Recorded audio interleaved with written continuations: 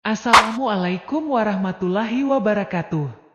Dalam konten ini, kami dengan penuh salam ingin mempersembahkan kisah-kisah menakjubkan dari para sahabat Nabi Muhammad. Para sahabat adalah para pendamping setia Rasulullah dan mereka memiliki peran yang sangat penting dalam menyebarkan agama Islam dan memperjuangkan kebenaran. Dengan menggali kisah-kisah inspiratif mereka, kita dapat belajar banyak tentang ketabahan, keimanan, dan dedikasi yang luar biasa dalam menghadapi berbagai tantangan dan cobaan. Mari kita terinspirasi oleh kehidupan dan pengabdian mereka kepada Allah dan Rasul-Nya.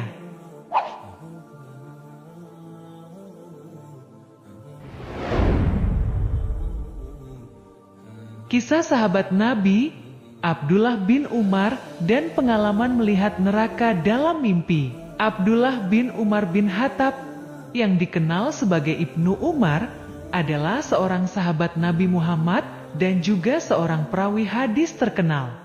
Ia adalah putra dari Sayyidina Umar bin Khattab radhiyallahu anhu.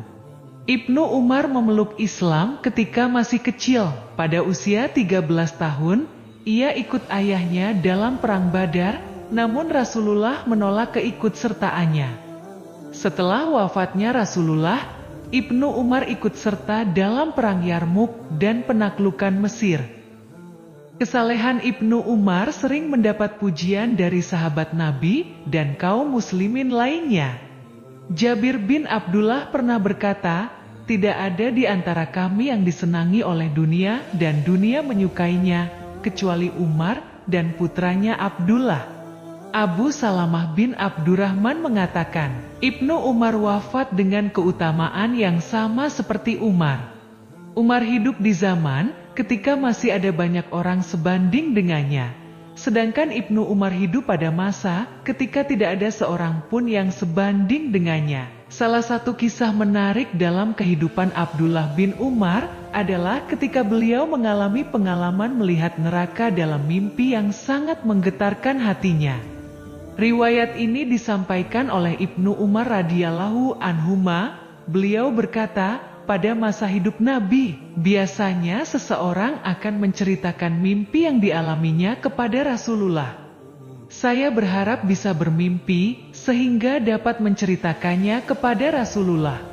Pada suatu hari, saat saya masih remaja, saya tidur di masjid dan bermimpi bahwa ada dua malaikat yang memegang saya dan membawa saya ke dalam neraka.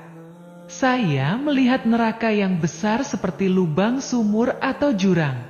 Neraka itu memiliki dua pintu, dan saya melihat di dalamnya ada orang-orang yang saya kenal sebelumnya. Melihat mereka, saya berkata, "A'udzubillahi minanar," aku berlindung kepada Allah dari neraka.